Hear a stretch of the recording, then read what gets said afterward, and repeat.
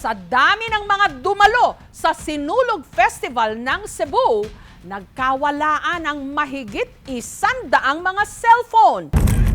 Ang mga litratong ito, kuha hindi sa tindahan ng mga segunda manong cellphone, kundi sa headquarters ng pulis sa Cebu City.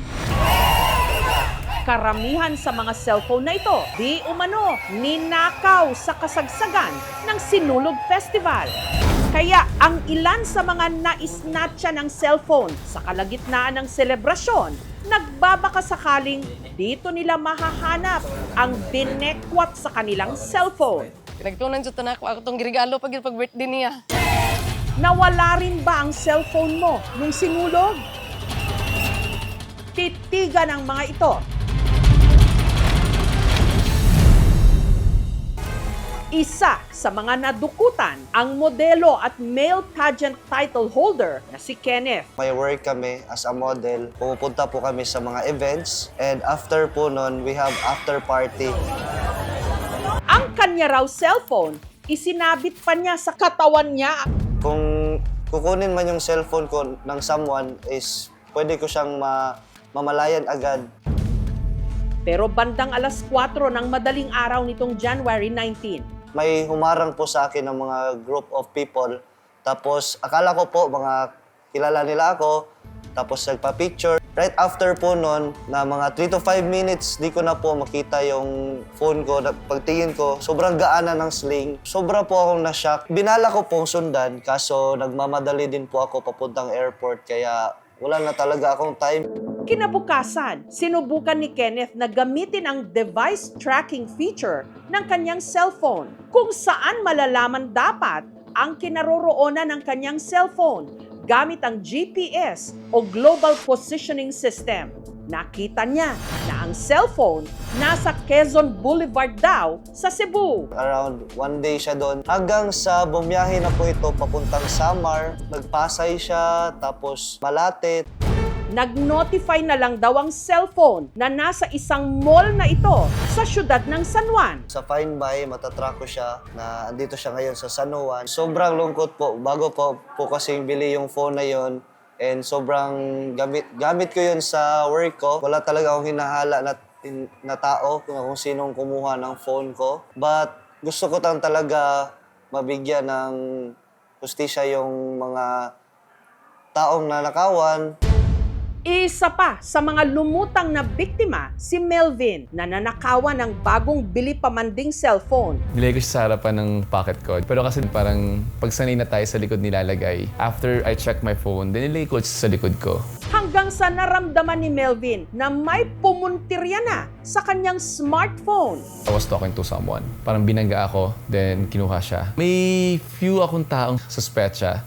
But I cannot call them out kasi nga, syempre, hindi ko naman masabi na kung sino talaga sa kanila yung kumuha. Ang insidente, agad nilang inireport sa pulis. Ginamit nila ang device tracking feature ng kanilang cellphone. Napagalaman na doon ang location sa may Leon Kilat. Ang cellphone ni Melvin na-locate sa Leon Kilat Street sa Cebu City, kung saan matatagpuan ang hile-hilerang mga tindahan pati na repair shop ng mga cellphone. Doon naabutan ng mga pulis ang nagpakilalang may-ari ng shop.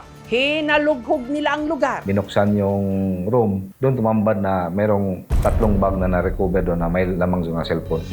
Ang cellphone unit na kanilang na-recover mula sa 3 bag, umabot daw ng humigit kumulang 150, kabilang doon ang nanakaw na cellphone ni Melvin. Kailangan namin ng identification and yung IMEI para we can detect kung ano talaga.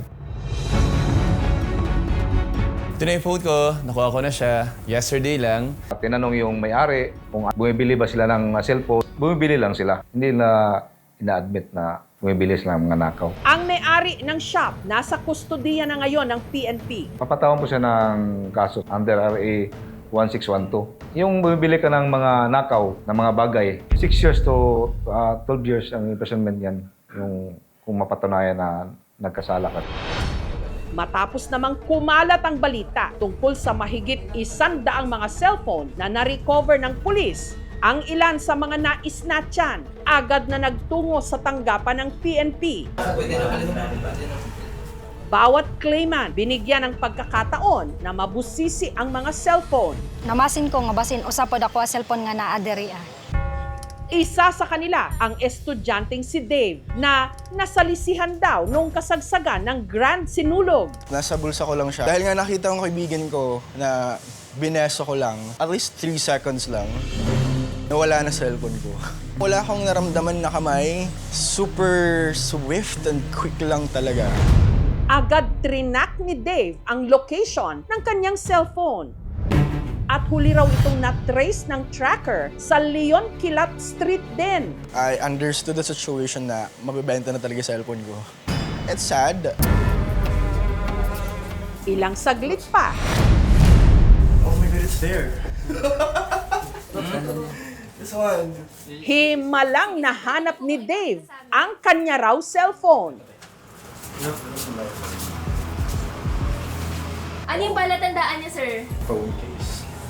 Upang masiguro ng pulis kung pagmamay-ari ni Dave ang cellphone, Pag natulong na sa kanila, ipa-unlock namin, pwede rin yung IMA at yung code nila sa box ng phone nila.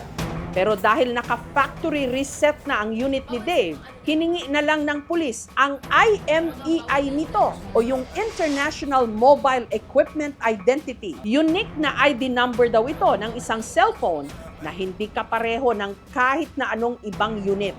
I don't think but I can... Meron pa yung box mo, sir? Wala na. Wala na. 6 years ago na tong phone. But I can show you like several mirror selfie na I was using this phone. This same exact phone case.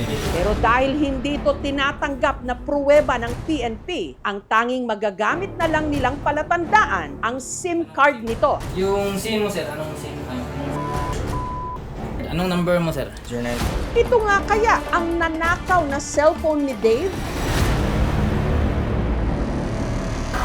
Sino rin ba ang nasa likod ng modus ng pagnakaw sa mga ito? I think grupo sila. Bawal ang lowbat at walang signal dahil ititrace na natin ang may-ari ng mga nawawalang cellphone at ang nasa likod ng nakawan Akin to. sa aming pagbabalik.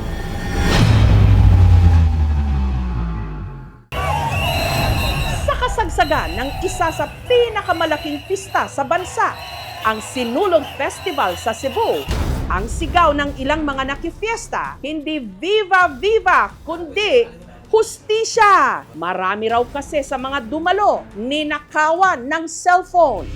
Wala akong naramdaman na kamay. Super swift and quick lang talaga. Mga ilang hakbang siguro, pag ana niya, ugaan akong bag, wala na. Sa tulong ng tracking device feature ng isa sa mga nanakaw na cellphone, natunton ng mga otoridad ang kinaroroonan nito sa isang shop sa kahabaan ng Leon Kilat Street kung saan merong humigit kumulang 150 pang ibang mga cellphone na na-recover. Tinanong yung may-ari kung bumibili ba sila ng cellphone. Bumibili lang sila. Hindi na ina-admit na bumibili sila ng mga nakaw. Kaya ang ilang mga naisnatcha ng cellphone sumugod agad sa presinto. Maybe po isa dire. I-release na. Yung picture ng phone. Pag on ko, ma'am, wallpaper ko man, nya 3% na lang. So sabi ko, akin to. Wala gyud na mo nakita. Gool. Gool kay expect na mo ba nga naarang ta dire. Kasama na rito si Dave na swinerteng nakita rito ang kanya raw cellphone. Oh my God, it's there. Pwede rin yung IMA. Pero dahil naka-factory reset na ang cellphone ni Dave, hiningi na lang ng pulis ang IMEI nito o yung International Mobile Equipment Identity, unique na ID number ng cellphone. I don't think I know. But I can... Meron pa yung box mo, sir? Wala na. Wala na. 6 years ago na tong phone. Yung SIM mo, sir, anong SIM? Anong number mo, sir? At ang tanging paraan na lang daw para mapatunayan niya na cellphone nga niya ito, ang SIM card nito. 56225. Match ba? Master. Oui. Stop. Taging na. Okay na. Positive na sa kanya yung phone, ma'am. I'm happy. Yung na-claim na, firma sila doon sa affidavit of complaint para doon sa pag-file doon sa suspect ng kulang kaso. Pero ayon sa kanilang investigasyon, hindi raw lahat ng cellphone na kanilang na-recover dinukot. Pero yung iba na natanong din namin, na pag-iwanan sa may bar o nahulog. Yung iba ng last year ba, December pa.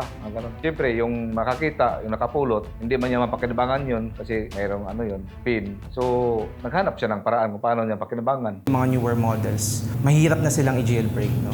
Strengthen yung front door ng phone natin, yung mga passcode natin, no? Pero may organisadong sindikato nga ba sa likod ng nakawan ng cellphone sa katatapos lang na sinulog? Ongoing yung investigation. Hindi tayo titigil hanggat hindi natin maano yung kalokohan ito. Nagpe-prepare yung mga tropa sa appropriate filing ng case doon sa suspect. Ang may payo natin sa publiko, ma'am, is kahit saan sila pumupunta, i-safety nila yung mga gamit nila, lalo na yung cellphone. Kung nagdala ka ng backpack, huwag ilagay yung backpack sa likod. Magiging curious ka sa paligid mo.